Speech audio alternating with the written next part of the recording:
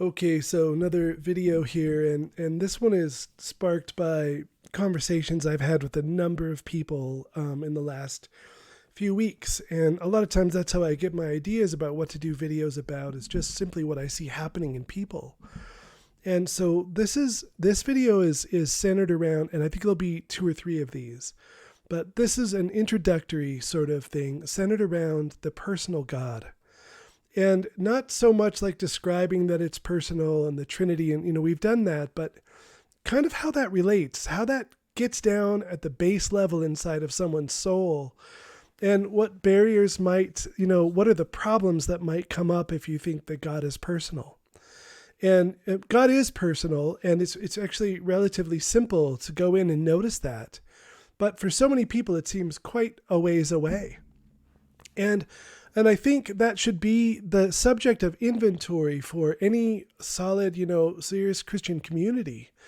Because what could be more important than figuring out what barriers we might be holding between ourselves and God, and why? Why might we have these barriers up?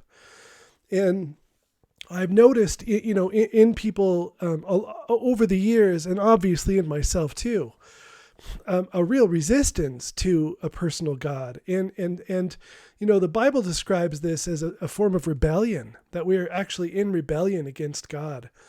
And, I don't know. I think that language is accurate. I think that works. I don't know if I would use it necessarily all the time. Um, but I think it does describe pretty well the state of many people's soul in their progress towards some kind of relationship with God. And so right off the bat, the first thing I want to say is it's okay if a number of years into your journey, you discover that you are pushing God away. There have been so many people over the years that I have worked with that it's clear after 5, 6, 7 years that there's still a massive barrier that they have placed between themselves and God for various reasons. And I think, everyone, it behooves everybody to really, to allow this video to help you question, are you still pushing God away? Are you still keeping God at bay from your life? And if you are, why are you? It could be you have control issues. I know for me, a cosmic force I could get behind because it was just a power, and I could align to it, but in the end, I was in charge of my life, and that seemed quite comfortable, and I liked that idea a lot. But when God became someone, when it might have an opinion about how I'm living my life, when it might have a criticism to make about how I behave throughout the day, that I noticed that I was very receptive to the cosmic God that was not personal, just a power and energy that you tapped into. I noticed that my willingness to be open to that power is quite good. But when it came to a personal God that might actually know me and love me and have an opinion about me, I noticed that I had, a lot of resistances come up. And this is what I see in a lot of other people also. So, I don't know. I'm not trying to really list out every possible resistance that someone might come up with, but control is one of them. Just simply wanting to be in control of your own life and wanting to run your own life the way you want to run it, and not having this bothersome thing about a third party having an opinion maybe of how we're doing it, or God forbid having us, an opinion about which direction we should go. There's just some part of us rejects that, and thinks, no, go away. I don't want that. But there's also, wounds. So many of us are so wounded, and so we project our understanding of a person onto God based on the persons we have known in our lives. And I suppose that's a barrier for everybody on this planet, but depending on your upbringing, it could be more and more or less and less of a barrier. But for many of us, it's people and the people closest to us who've hurt us the most. And so, or judged us the most, or shown us the least amount of unconditional love. And so this notion of really letting a personal God come in and dwell in our lives, it opens us, we think, wrongly. But in our minds and in our hearts, because of projection and because we only have our own life experience to go by, it opens us up to being judged in an unfair and critical way by God. And so that might be another reason someone could, if they looked within, it might be another reason that someone could say, I don't really want God in my life. And sometimes, though, the resistance to having God in a person's life really isn't related to God much at all. It's related to how self-centered they are, how limited their mind is, how small their consciousness is, that it may even really think there's a God, but really, when it comes down to actually praying for that God to be in one's life, the person doesn't mean it. They're so wrapped up in self that their prayer for God to be in their life is really a means to an end that they already have in mind. And I think you can spot that in a lot of sort of televised Christian preachers and their communities. Not all of them, of course, but it isn't so uncommon to find a preacher preaching this great message of salvation. But if you pay it close attention, it's really boiled down to, if you do these things, you will get abundance.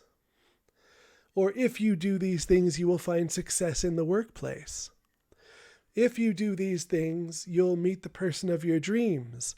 And so the whole entire endeavor of relationship with God, which ought to be central to and prioritized in first place in a person's life, the words are said that it's in first place. The words are spoken that it's centralized, a central motive. But it's the tail wagging the dog, isn't it? In some of these cases, all of that work is done so that you can have something in the world. And that's understandable, depending on, the person and their economic situation. It's interesting, though, that prosperity gospel is most popular not among the deeply poor. Prosperity gospel of its various stripes is extremely popular among the middle class. And those are people who have enough of everything. And yet their entire spirituality is often based on getting more. And so it's really greed and ambition that drives prosperity gospel. It isn't really the very poor that get into prosperity gospel. And so it's less understandable then, isn't it? It's not even someone who has a true need, like a deep need for sustenance, let's say, or to just have enough. It's not those people that get so wrapped up in, I want my way. It's typically the middle class. So that's an interesting sort of side note to take note of. So for many people, even though they don't know it, and even though they may very well be unconscious of the fact that their search for God is really a search for a certain kind of outcome. And that can work to some degree. It's an okay motivation if the person sincerely wants to give their life to God, let's say because they would really like to experience less psychological and emotional suffering. That would be not such a bad motive, would it? I mean, as far as bad motives go, as far as self-seeking motives go, that's not such a bad motive at all. In fact, it seems to be somewhat in alignment with God's will for us, because it is God's will to heal our suffering. It is God's will to heal our wounds from our past. It is God's will to raise our consciousness to higher and higher levels that are just basically attainable by human beings. God wants us to be the fullness of what we are capable of being. It is God's will to live in us in such a way that we can flower and bloom and enjoy life to the maximum amount that is possible for a human being to enjoy life. And so it isn't so wrong to want that, but sometimes that can take a kind of manipulative place in a person's prayer life, where they're saying, I give God my life, but they don't really mean it. They're seeking to give God their life, but they're not really seeking that. It's all with this other end in mind. And when that's the case, then the prayer isn't truly prayer, and the seeking isn't truly seeking. And much of it is done in vain. Now, of course, God loves this person deeply, so God's in their life no matter what.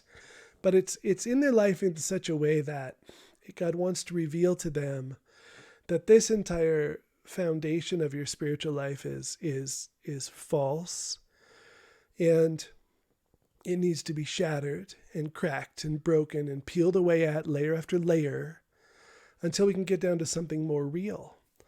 And that's part of what motivated me to make this video is to comfort people that if you are 7 years into your journey and you come to, or 10 years into your journey, and you come to a place where you realize you haven't really been that sincere,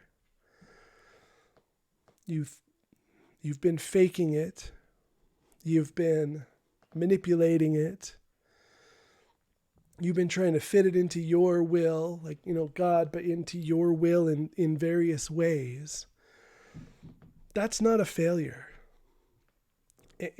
It's part of a spiritual journey, is coming to a place where you actually really want God. And, we are warped enough for lots of reasons, which I might cover in other videos, but we're warped enough in our thinking about God and about ourselves that just coming to a place where you genuinely and truly want God in your life is a big part of the journey. And part of that process can be, for many people, a sort of slow grind of noticing just that there is suffering in your life that is still present. And sometimes that suffering has to grow in intensity for some people until they realize that really everything they do is a lie. And everything has a false undercurrent to it. And that kind of has to happen until you come to a place where the suffering of being the way you are is worse to you than the suffering of giving up your own self-will and actually genuinely taking this risk of letting God in your life in a really serious and intense way. And I was thinking about how to frame it, and because we've done all these wonderful videos on Christian theology, because we've done the one on the night, the best way to frame it is before and after the night and how that is viewed. Before the night, genuinely, for most people pre-night who have not been through the night, and who are past the initial high that God often gives a person. Now, some people just don't get that high in the first place, but many people come in, give their lives to God. They're struck with light in various ways. They just feel exhilarated. There's all this love and power brought into their life. And that causes them to really, gets their attention and causes them to really seek out God. So that initial high passes. It's usually not very long, a year, 9 months, 18 months, couple years maybe. And then that's followed by a loss of that intensity and light and an entrance into a deeper sort of pre-night thing. And what I want to say is that people that are pre-night, people that have not been through the night yet, they see God as the adversary. They see God as an intruder upon their lives, as a burden, right? As a bringer of death to some degree, as a threat. They could see God as imposing, and they can see God as having suspect motives, like because and there's, I think this is unavoidable because we come into this life and we get wounded by life, and then we create a false self, built with all these false motivations to sort of survive being here. And so by the time an adult decides to give their life to God, they're living in such a way that most of what they're doing is being done to sort of survive, reinforce the false self, and avoid pain. And it could be, pain from our past, but also pain from, our present that is a lot like our past. And so that's how people become jaded, and that's how they become resentful, or that's how they become greedy. That's how they become workaholics. It's how they become addicts. And whatever behaviors we've picked up, we've really picked them up best we could just to get by in this world, right? Just to do our best, and overworking all the time to counteract that voice in our heads and that feeling in our guts that says we're not enough, or overworking just simply to avoid feeling feelings, right? That just naturally arise. And so by the time an adult decides to go on a spiritual quest, they're not even themselves. They've had years to develop a false self with false motives. And that false self has to die. And so God is seen as a threat because, in a way, God is a threat. I don't know another way to say it. God is a threat to the false self. God is a threat to the false self. God does want to wreck it. And that's why people before the night are enemies of God, are largely wrapped up in self-will, because they think, the world may be a bad place, I may be a mess, but I'm the only one that's kept it together. I'm the only one that's made things okay. And to take that leap of letting God unravel that can seem very scary. And so God is seen as a threat and as an enemy to progress in this way. And in a way, God is a threat to that person. The problem is that person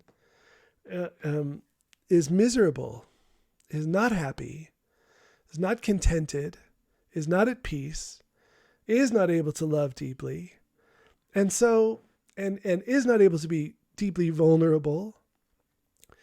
So there's a big problem there that needs to be healed. And that's how people come to see God as enemy. And that's how people come to be 5, 6, 7, or 10 years on a spiritual journey, having made progress, and then come to see that it's all kind of been a lie. It's all kind of been a manipulation. It's all sort of been a way to maybe grind off some of the rough edges of the false self, maybe buff some, dull parts up and make it shinier. But no real death has been had, and so because of that, no real life has been found either. And that's pre-night people, and so pre-night people are enemies of God in that way. I mean, God doesn't have enemies, but people treat God like an enemy. And so then you close your eyes to go into prayer, and well, I don't feel that intimacy with God. Well, yeah, the fact is you wouldn't let God near you with a 10-foot pole. You wouldn't let God touch you with it because it's a threat. Everything's afraid it's going to get unraveled, and that unraveling is the great healing of one's life. And God is just slowly healing the soul until it can get it into a place where that soul will let God in on that level to begin unraveling the false self. And at some point in that process of unraveling, enough healing has taken place that God starts to be seen as, friend, as love, as aid, as help, as comfort, security, assurity, ease, wonder, joy, and love. And no matter how many times we're told God is love, it is difficult to open to that while we're still clinging to the false self. I want to love and I want to experience love, but I want that to happen in a way that doesn't unravel me and unravel the false self, because I've developed that to feel safe in this world, oftentimes as a reaction to unsafe living situations. And so this is the tricky thing. This is why God could be seen as an enemy when God is pure, pure love. This is how God could be seen as against you when God is absolutely for you as it's possible to be. And it can't just be intellectual. This whole has to be lived through. We have to slowly actually come to this intimacy with God, to this quiet place with God, and to a genuine willingness to submit oneself to God's power. And, submit yourself to God's power. Submit to it. To humble oneself to God. The person pre-night who hears those words may very well say, why should I even have to do that? Or say, no way, I'm not going to let my guard down. I don't dare. And the person after the night loves those words because it is peace. It is the end of sorrow. It is the end of struggle and toil.